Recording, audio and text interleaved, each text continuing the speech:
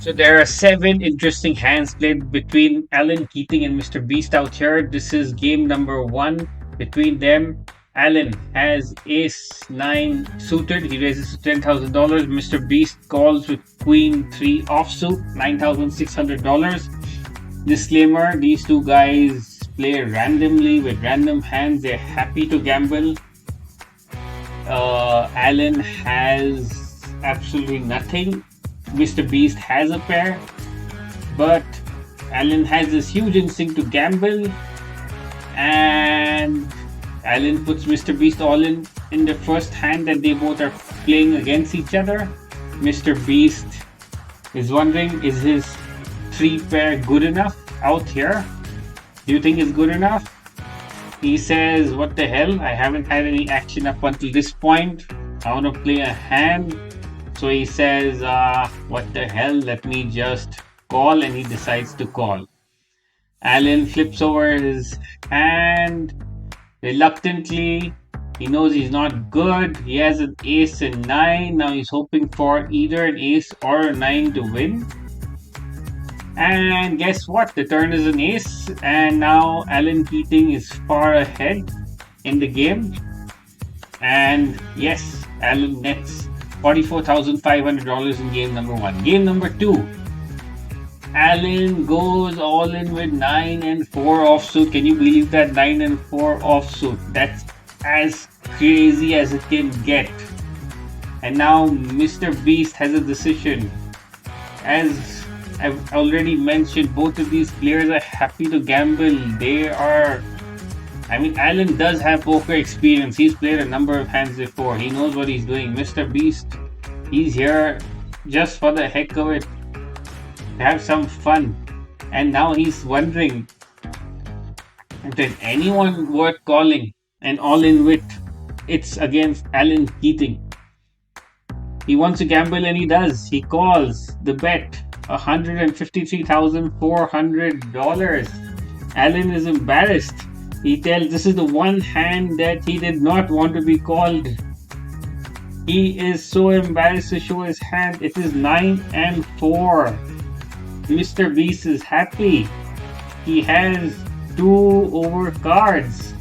All he needs to do is avoid a 9 or a 4. Alan has very limited chances of winning, and the flop is good for MrBeast so far. MrBeast can't look. He says all he wants is no 9, no 4. So far, so good. Can MrBeast do it? Now, what happens? Oopsie, Alan has lost. MrBeast has netted a cool $162,300. Okay, now the next hand, even more wild, because there are multiple players involved. Alan raises to $3,000. MrBeast doubles the bet with queen 7 to $6,000. Tom Dwan has the best hand so far, ace and 10 of clubs. And what should he do? Ideally, he should raise. He's the pro. He's the ultimate pro among all these players out here. And he decides to 4-bet with $15,000, which is a fair size. He could have maybe made it bigger. We don't know. But there are too many players behind him. Phil Helmet folds. Ninja folds. Alexandra has a decision. Now some context. Alexandra Botel is a chess professional. Is up $500,000 up until this point. So she has plenty to spare. So this is pocket change for her if she decides to gamble, and she does. But Alan Keating, being Alan Keating again, decides to go all in with his hand. And MrBeast doesn't give it a second thought and decides to call. Alan goes all in with $108,200. MrBeast with his hand Q7, not a great hand, but he decides to call.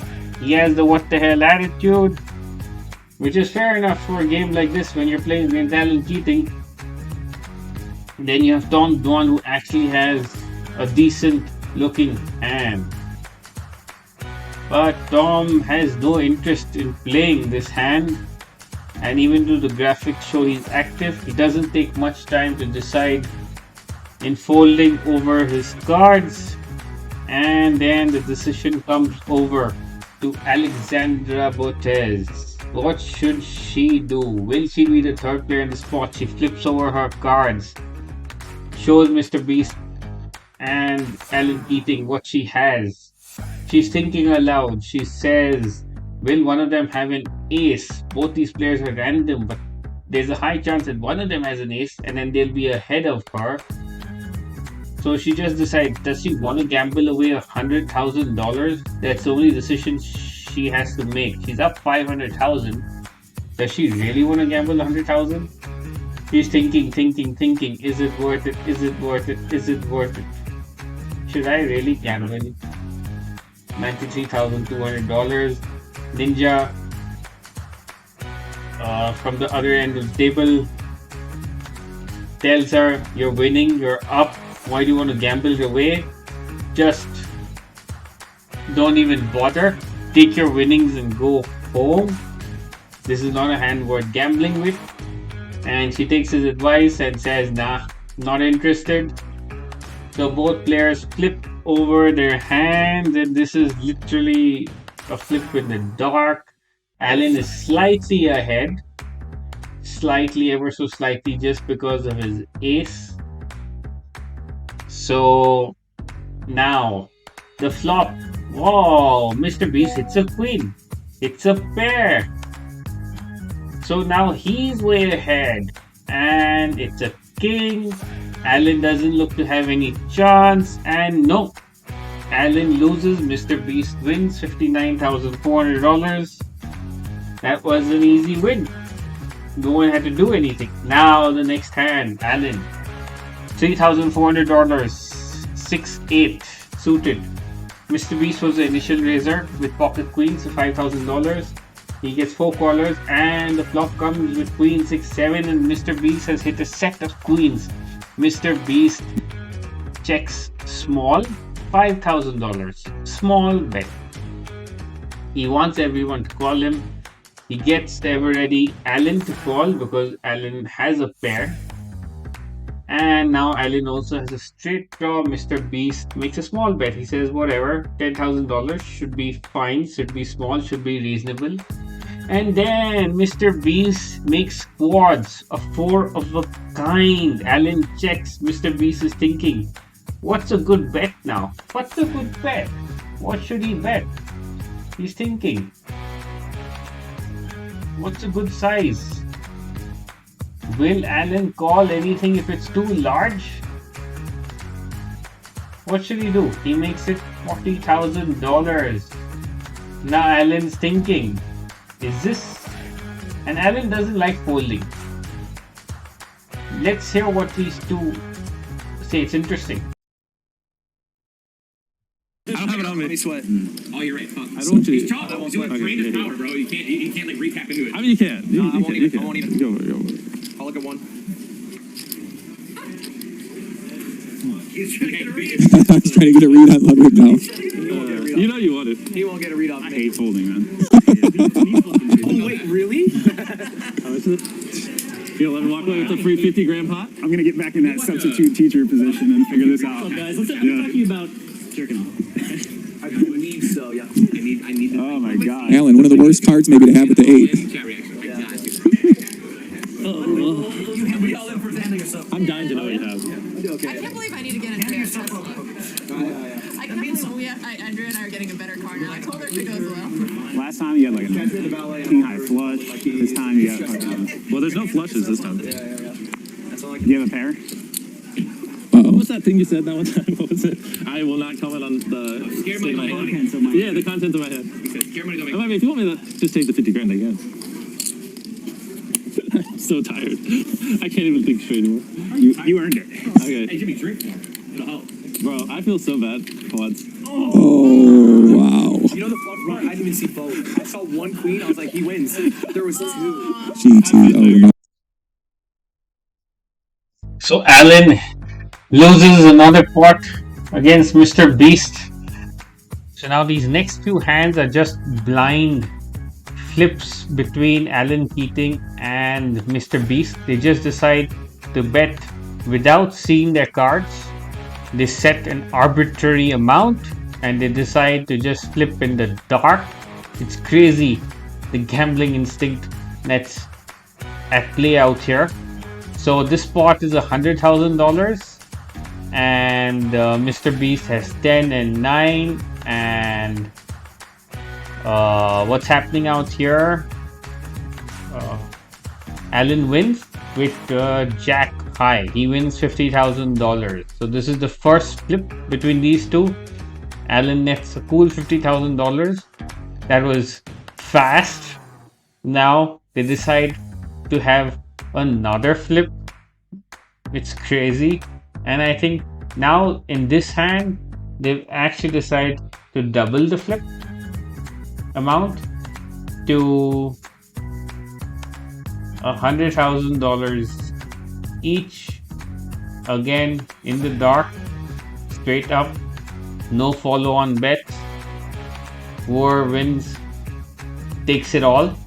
So let's see what happens in this blind flip between these two players. Now the flop comes, let me speed, yeah, it's queen 5-4. Let me speed things up. MrBeast has a pair, Alan has nothing, so MrBeast now wins this blind flip. Crazy. 50 grand the first one, Alan won. Now MrBeast wins 100 grand. And the guys decide to go in for a final big one. $200,000 each. Actually, they're just whatever Alan's got, which is close to $200,000, $197,400. Alan is just betting his entire stack away. And MrBeast doesn't know it yet, but he has pocket kings. Is that wild? Is that crazy? He opens up one king, and Alan opens up 1-7, and now MrBeast is shocked. He said, what? He's got two kings. The only thing that can make Alan win his hand is if he has a jack, because there are two jacks on the board. Alan looks at his hand, hoping, can I have a jack? Can I win at least one big hand against MrBeast? He's had it rough. This entire night, he's lost up to $1 million, Alan Keating. And nope, he has lost this hand. It's been crazy the number of hands these guys have played, and all of them have just been literally flips in the dark. All-ins versus all-ins. And MrBeast has had the better of Alan Keating. Please do like this video if you enjoyed watching it, and please do subscribe. Thank you very much.